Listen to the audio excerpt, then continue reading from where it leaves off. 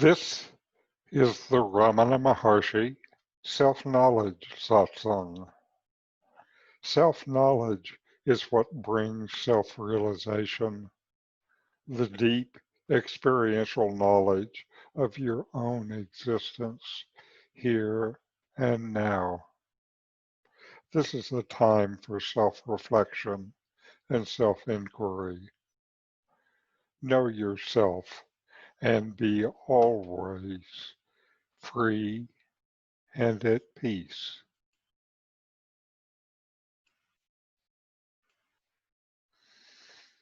Welcome. I'm Richard Clarke, hosting this satsang.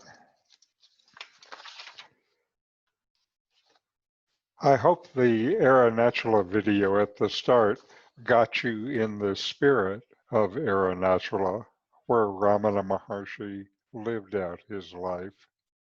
These are beautiful videos from a Tamil friend in Tiruvannamalai, Saran Dakshinamurti. I have followed Ramana Maharshi for 30 years. I took satsang for years from one of the finest teachers of Ramana, Nome of SAT in Santa Cruz, California. I am a seeker like you, sharing what we love. I have been blessed with years of deep teaching, so I offer these satsangs to share this with you. This series is a paragraph-by-paragraph review of Ramana's seminal book, Who Am I? The all-text version, which was edited by Ramana himself. And so we will now go to the verse for today. And now we are on paragraph 15. This state of mere inherence in pure being is known as the vision of wisdom. Such inherence means and implies the entire subsidence of the mind in the self. Nothing other than this, and no psychic powers of the mind, such as thought reading, telepathy, and clairvoyance, can be wisdom.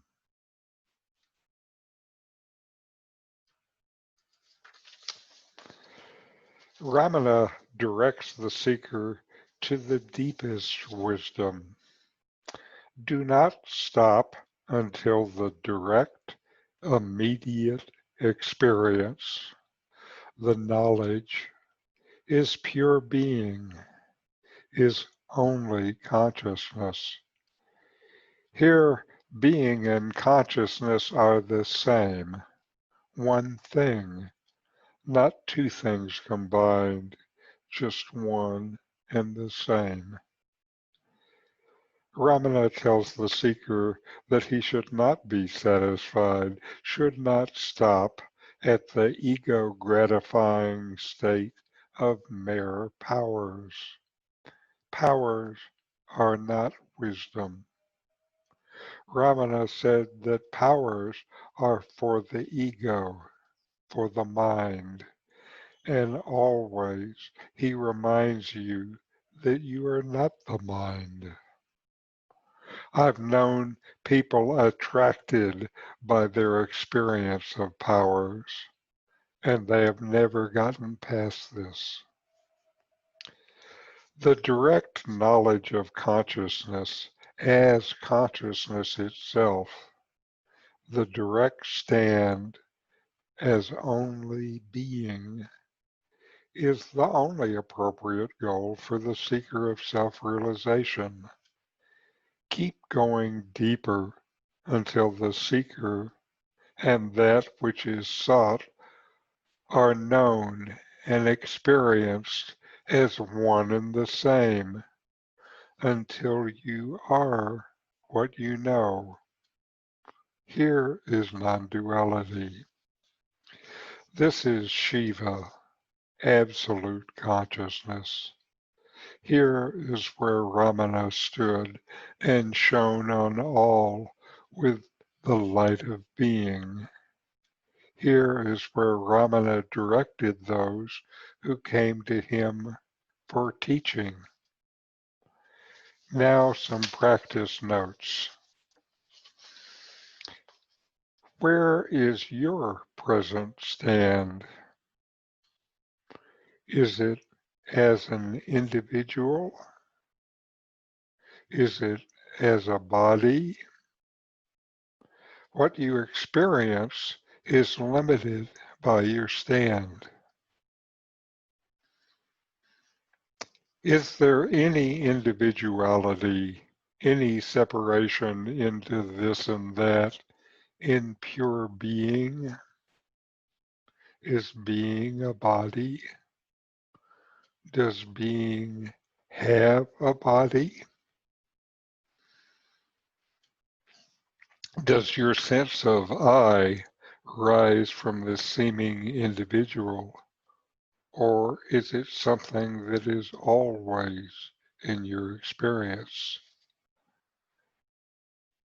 Is this individual something that you know about? Who knows this seeming individual? Who knows this seeming individual? And now to our videos for the week.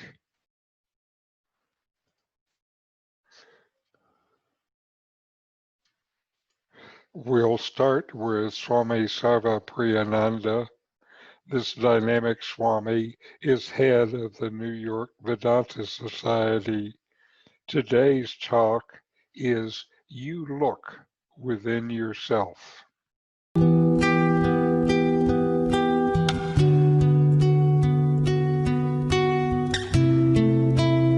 They're like mental talk. They are not aware of anything. They are not aware of themselves. They are not aware of you. But you are aware of them and you are aware of yourself. So, sentient, insentient, you are not the thought also.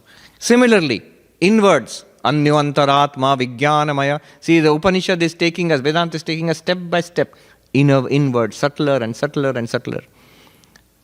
This very intellect which you are using for understanding all these things, for you to use for science, for to do your taxes, to run a computer or a car, and do Vedanta. All of this is being done by buddhi, intellect.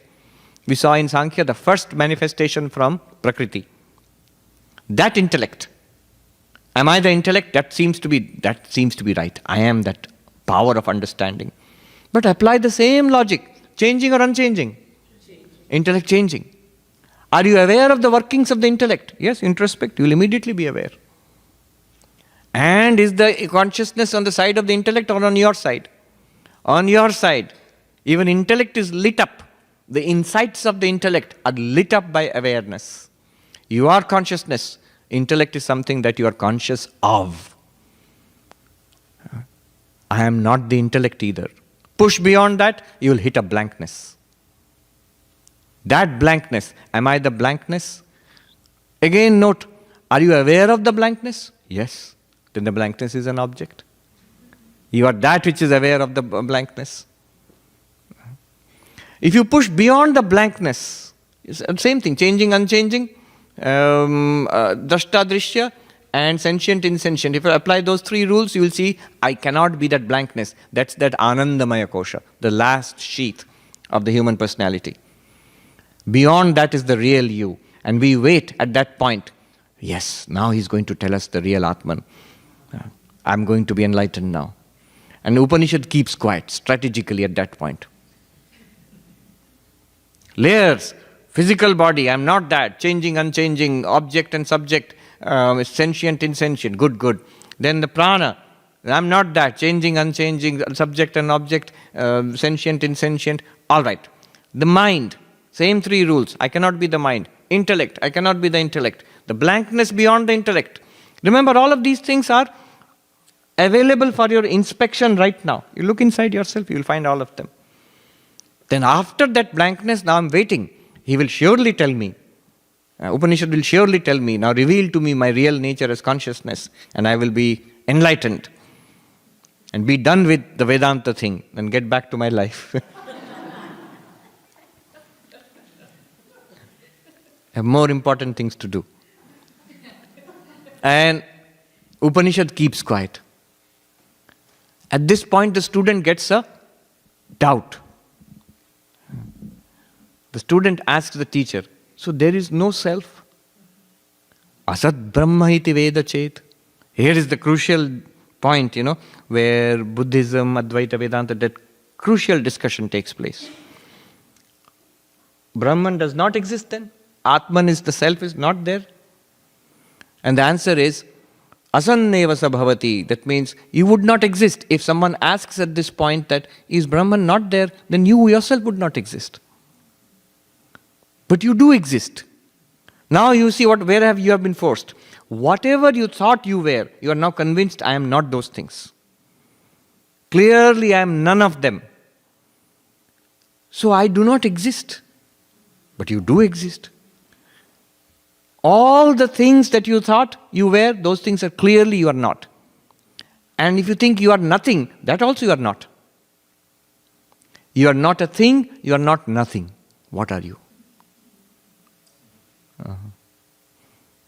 I call it a no thing, not nothing, not a thing. What is a thing? Body is a thing. The prana is a thing, a subtle thing. Mind is a thing. Intellect is a thing. Even the blankness beyond the intellect is a thing because it is presented as an object. And what is nothing? And if I don't exist at all, then that's nothing. But I do exist, no doubt about it. So I am not nothing, I am not a thing.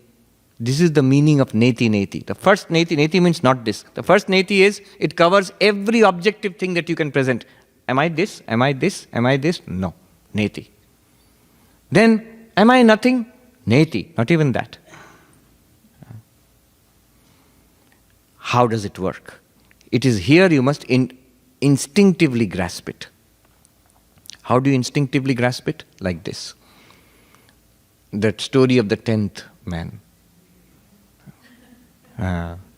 Old story. 10 friends crossed a river, and then they thought, have we all crossed or did somebody drown? And then they said, let's count. One of them started counting. 1, 2, 3, 4, 5, 6, 7, 8, 9. Oh my God, 1, 2, 3, 4, 5, 6, 7, 8, 9. Oh, the 10th man has drowned. And the others said, you are not doing it right. Let me try. They all tried. They found only 9 people. Obviously, they were not counting themselves. And they started crying. Then somebody passed by and asked, why are you crying, my friends? Oh, what a tragedy, sir. We were crossing the river and our friend, the 10th person, died. How do you know the 10th person died? Because we counted. There are only 9. There were 10 of us to start with. Now there are only 9. That man must have counted and seen all 10. So he says, don't cry. The 10th person is there. Guru comes and says, Vedanta book says, you are Brahman. We don't know yet. We don't see it yet. You are there. Right now, right here, you are it. All problems solved. It's there. But you don't see it. So that is the stage of what is called paroksha jnana. Indirect knowledge. They say, all right, I believe you. We believe you. But where? Can you show us? Where is the 10th person? Then the wise man says, do count again. We counted. No, humor me. Count again. So they start counting. 1, 2, 3, 4, 5, 6, 7, 8, 9. And the wise man takes his hand and turns it around. Thou art the 10th. Dashamastvamasi. 10. And this man goes, oh, I see. 1, 2, 3, 4, 5, 6, 7, 8, 9. 10. Oh, how wonderful. And the others say, let me try. And they all try it and they find 10th man has been found. And they're so happy. Exactly like that, try it. Here is the body. I am not the body. Breathe in and breathe out. That's the breath. I am not the breath. Not as a mantra. You must see, why am I not the breath? Clearly see. Changing, unchanging. It is changing, I am unchanging. it is an object, I am the subject. Seen and I am the seer. Second one, and the third one is, it's not sentient, I am sentient. I am aware of it. Breathing in, breathing out. Do it actually, experientially. Try it. It's an object. I am not, clearly not the breath. Then this thought which is going on in the mind, I am clearly not the thought. Same things. It changes. Clear, yes. It's an object, yes. I am aware of it. It's not aware of me, yes. Therefore I am not it, the thoughts. Go deeper, the understanding, Vijnanamaya, changing, unchanging, clearly. My intellect is changing. My intellect is, understanding is an object, and sentience, awareness is on my side, not on the side of the understanding. Go beyond it, you will hit a blankness. Nothing, just blank. But you are aware of the blankness. It's an object. Who is the one? What is the one aware of these five? Experientially try to find.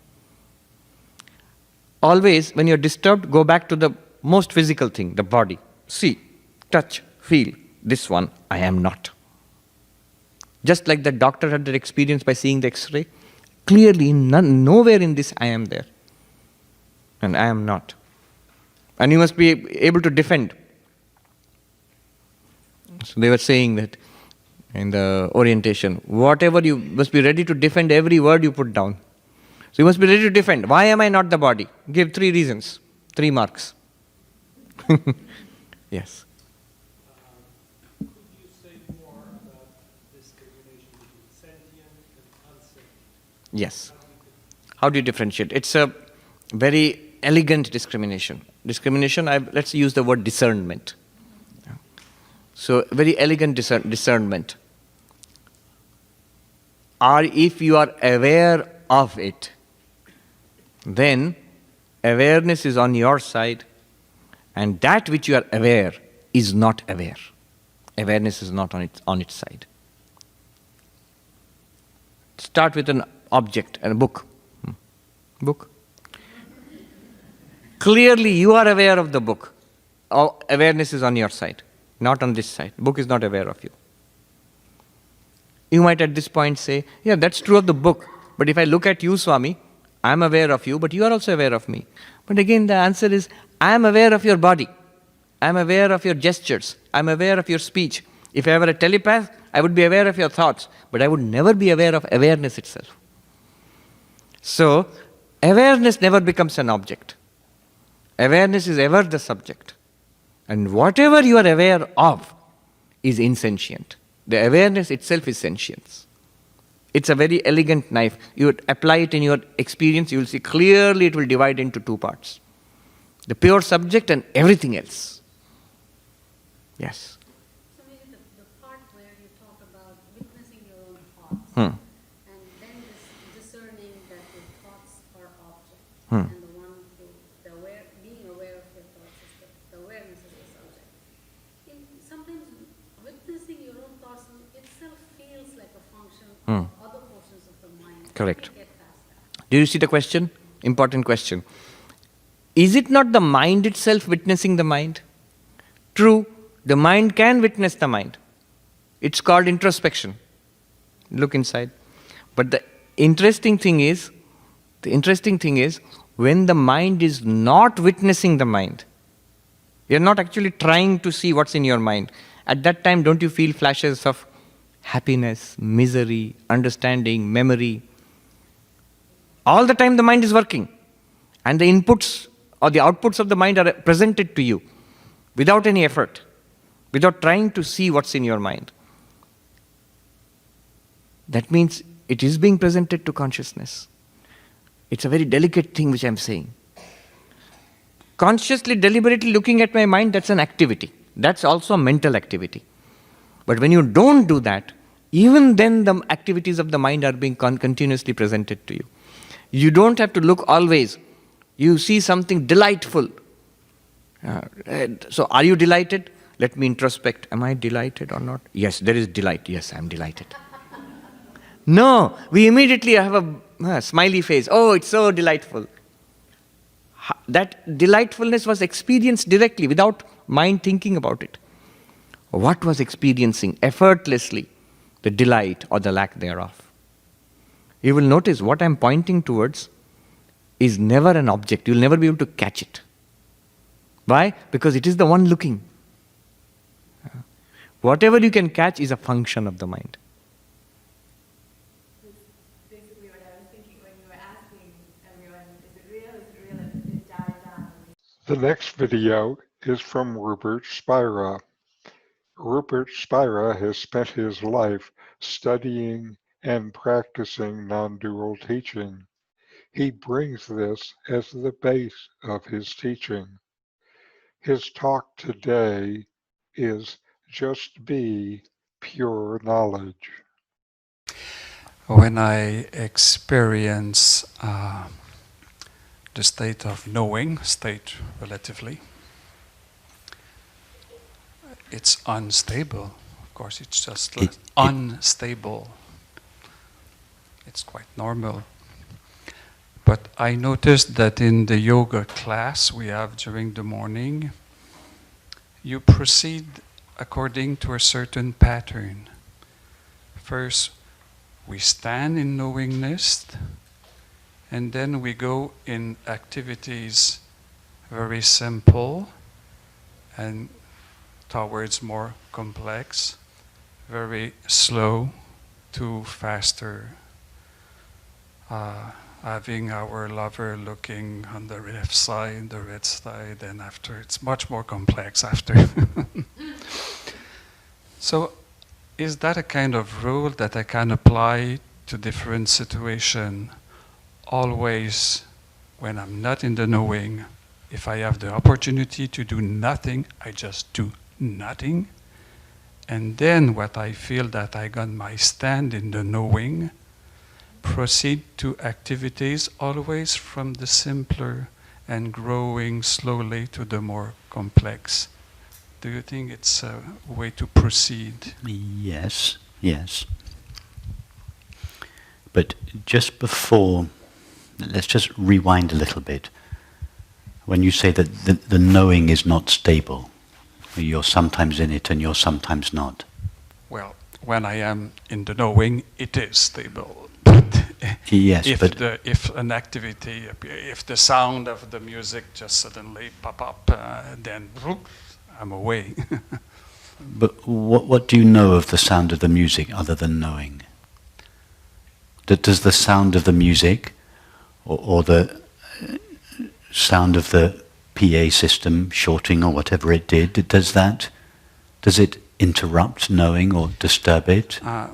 Yeah, in fact, what happened, I was very close to the music, and after the big sound, my body was so moved that I was unable to pay much more attention to the music. It was my body who was saying, "Oh, look at me, you have to take care of me for a few times, for a few moments now." And then after a while, I went back slowly to the music. It happened by itself. Okay. You know, an image just came to mind while you were saying that. You know when you're having a scan in hospital, and the scan, it's this chart, a graph, and there's a little, it's tracking your heartbeat, or whatever, and there's a little green line. It goes like this, and then it goes like this, and it goes like this. And it goes, yes, you know the green line that goes like, yeah. Now, think of experience like that. Experience is sometimes going like this, and suddenly it goes like this, and then it comes down. Okay, now the green line is knowing. Yeah? Wherever it goes, It's still knowing. if it's a terrific loud bang, the green line goes up here, but it's still the green line. The green line is the knowing that runs through all experience. The pleasant ones, the unpleasant ones. So stay with the knowing. Know only that knowing.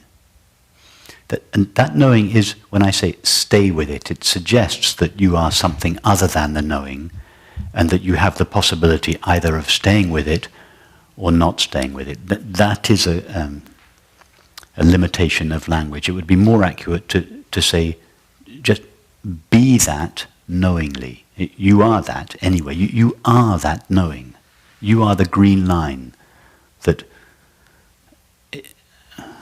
the seam that runs through all experience. It's not a temporary state. It's not something that we sometimes are and sometimes aren't. So just tune yourself into that frequency. So having done that, when you're sitting quietly, then start adding thinking, sensing and perceiving slowly. So when you're just sitting, meditating, abiding in your true nature, the green line is just going like this. It's just one solid, steady green line, no disturbance. But then, when you start moving, the green line starts doing this. The graph starts going like this, okay? And then every now and then it goes like that. Yeah, just be the green line. Be pure knowing. Wherever experience goes, you go with it. Yeah, wherever it goes, you just go with it. And then, in order to become skilled at remaining as the green line, the light of pure knowing, you can then begin to add complexity and diversity. And also you can make life a little bit more, simulate real life conditions. You know, first the left heel, then the next heel, then both of them. And so, and then take that out into life and see that when you're sitting quietly on a park bench, the green line is like this. Then you start walking, the green line starts going like this. Then when someone comes up to you and abuses you, the green line goes like this, but it doesn't matter. You just stay the green. You deal with the situation, stay the green line, and etc. You just carry on. You stay tuned to pure knowing. But yes, in terms of the yoga meditations that we do, one of the patterns, that there are different patterns, but one of them would be to slowly build up complexity and intensity and see that nothing really changes. Still the green line. You're still this seam of pure knowing that goes with experience wherever it goes. And that green line, that light of pure knowing, is never disturbed by any appearance. It's only a thought and feeling made self that separates itself out from the whole and looks back and says, I don't like that particular part of experience. But the knowing is never saying that, because in order to say, I don't want what is happening, or I want what is not happening, we first have to separate ourselves from experience. That separate one is imaginary, the one that separates itself. It's only a separate one from its own illusory imagination. It is that one that looks back and says, I don't want what is present, I want what is not present. And because it is always arguing with the now, that one creates time, which gives it somewhere to look around for an alternative. Yes. But yes, going back to the yoga meditation contemplations that we do, yes, one way would be to build up complexity and diversity and intensity, but with the purpose only of seeing, not even making the knowing undisturbable, but rather seeing that its nature is to be imperturbable. Then take that out into life. So from that one's point of view, there's no beginning or end to everything, because it is only experiencing itself. The knowing is only experiencing knowing, and the knowing is not coming to an end. When breakfast ends, or meditation ends, or the retreat ends, or flight ends, the knowing doesn't come to an end. It doesn't suddenly start. It's thought that divides this knowing up into objects and duration, but from the point of view of that knowing, it is just eternally present in its own experience of itself, and it is taking the shape of the totality of experience. Thank you. And next is Nome. Nome was my teacher for many years. Like Ramana, he had a spontaneous awakening in his teens. Meditate along with him to experience what he's talking about. Experience it, not to just think about it. His talk today is essential knowledge.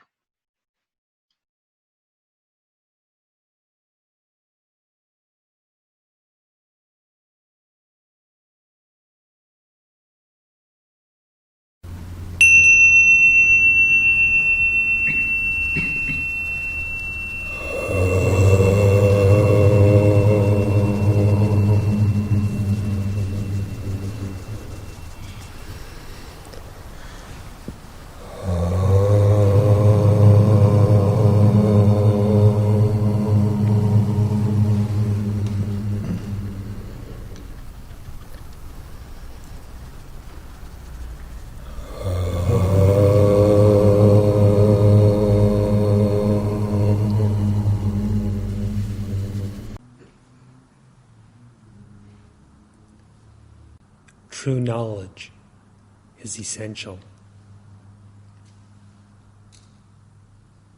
The nature of true knowledge is pure being.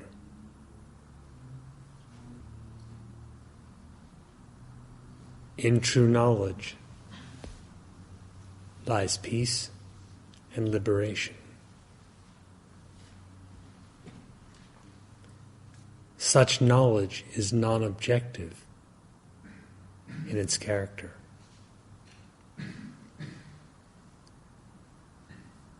Therefore, the Maharshi has emphasized that one should know that one is the self, and not merely think, I am the self. One should know the I, which is Brahman, and not merely think, I am Brahman.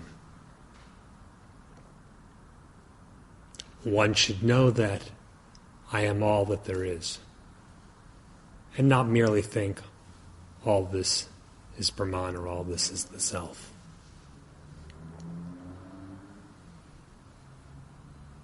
Real knowledge is non-objective. When we think about something, there is always something.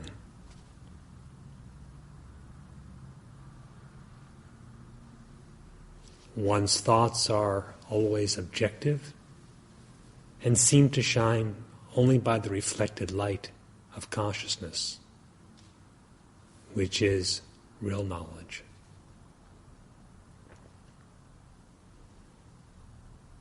Self-knowledge has nothing to do with thinking.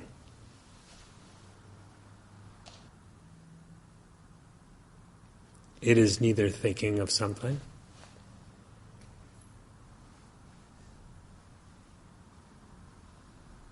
nor is it trying to think of nothing.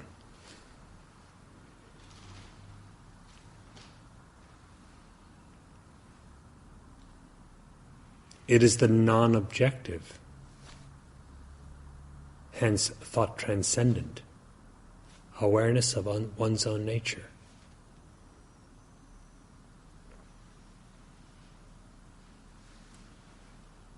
Whatever you would think of the self, it is not that.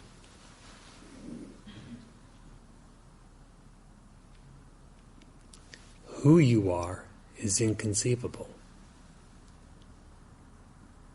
You have never thought of yourself, nor will you ever think of yourself.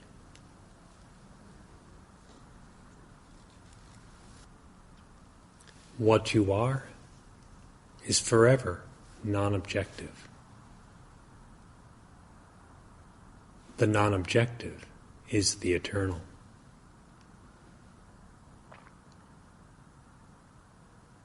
Self-realization consists of such non-objective knowledge,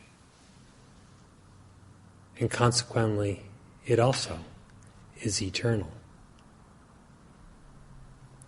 If it is eternal, It is not lost at one time and attained at another, but rather is quite beyond such considerations. For to speak of it as such would be like saying, I exist at one time, but I don't exist at another.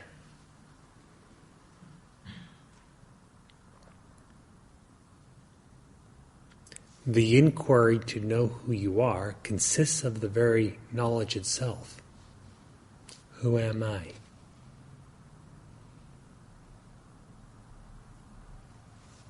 It is not thinking about who I am. It is knowing who I am.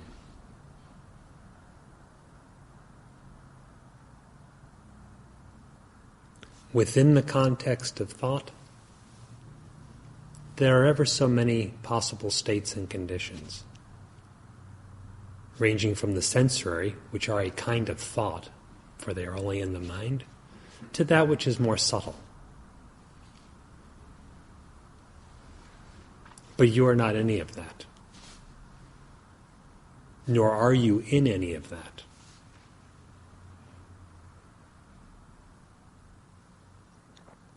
The non-objective never takes up a habitation in the objective.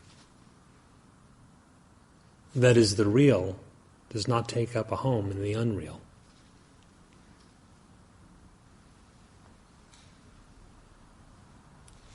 Knowledge reveals, the inquiry reveals.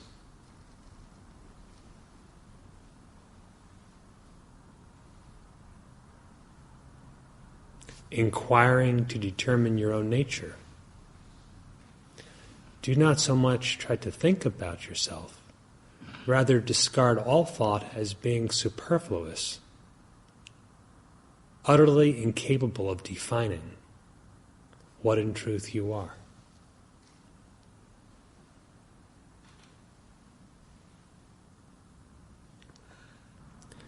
Knowledge is not thought, knowledge is not gained by thought, just as it is not a sense perception and is not gained by the senses. Inquiry does not start with a thought. It certainly does not end with a thought. Its substance, its light, its purpose, its goal is only this knowledge. It is called knowledge, but it is not knowing of something. Nor in truth can it be divided into the duality of I know, I do not know, or ignorance and knowledge as they are commonly understood.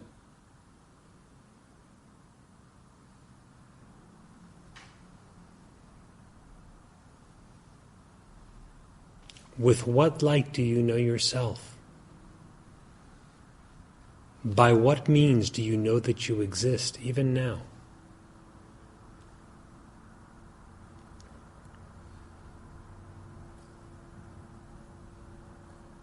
What is it that has known everything there is to be known, inclusive of all thought, yet has never been known by any of that?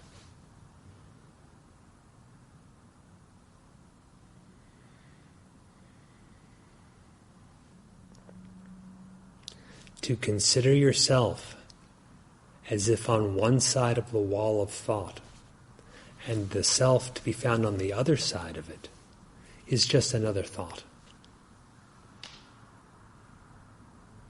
So if you would have that conception, it should be utterly abandoned.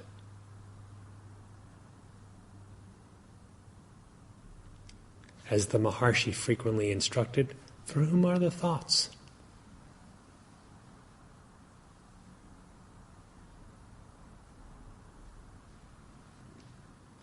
Knowledge is of the very nature of the self. What can be said about the self?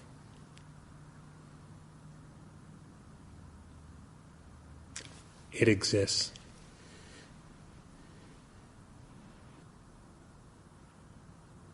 This cannot be said of anything else. It exists.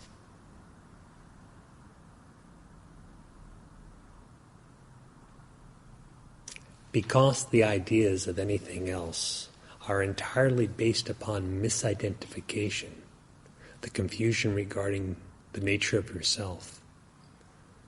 The inquiry aims, the knowledge aims, in practice, at the destruction of such misidentification.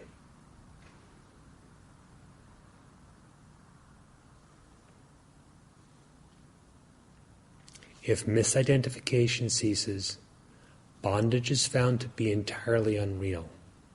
There is no scope for ignorance, and the samsara does not exist.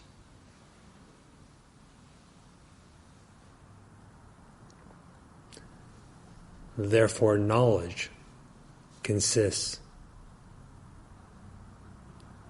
of knowing your identity to be only that, the self, and nothing but that.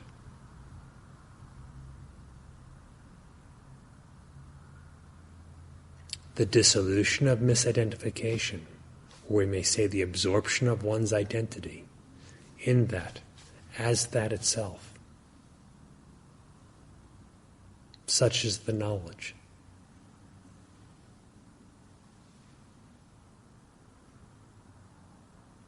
Who could possibly think of this?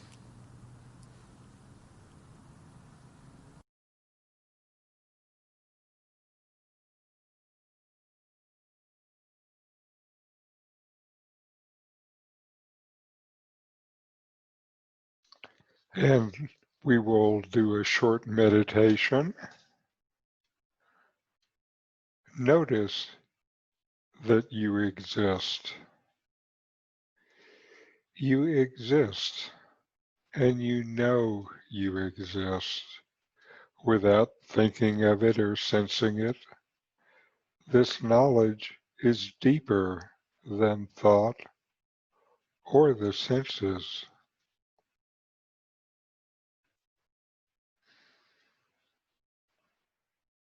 And now investigate within yourself.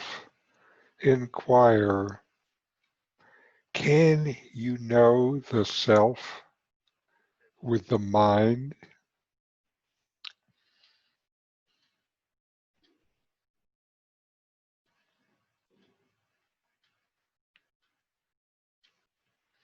Who knows the mind?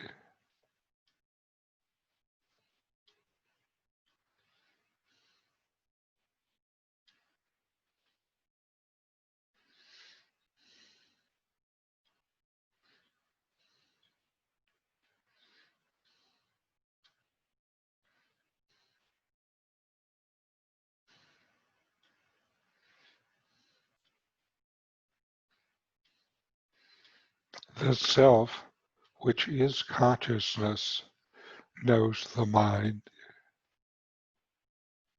Can the mind know the self?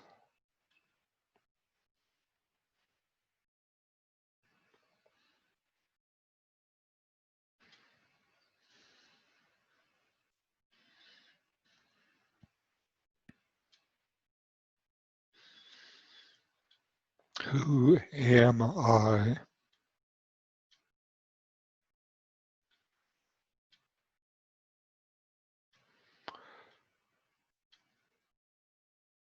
Who knows all this?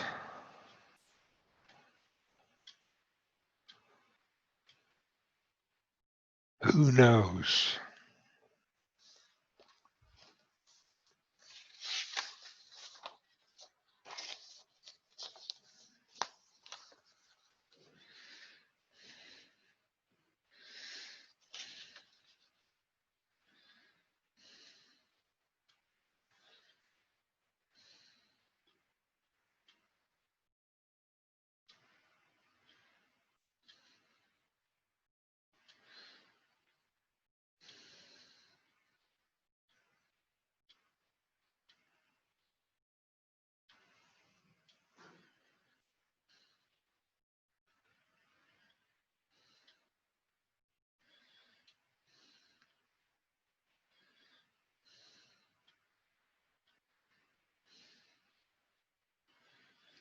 All right, we'll end with a short chant.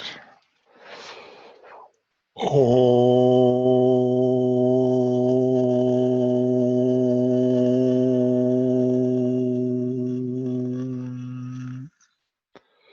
Shanti, Shanti, Shanti.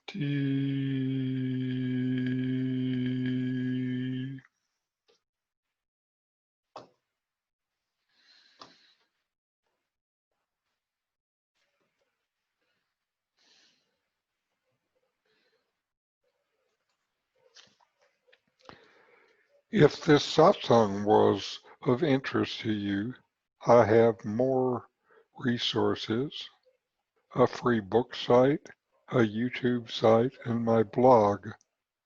The URLs will be on the screen next. These satsangs will continue in the coming weeks with this series based on Ramana Maharshi's book, Who Am I? Thank you for letting me share this teaching with you.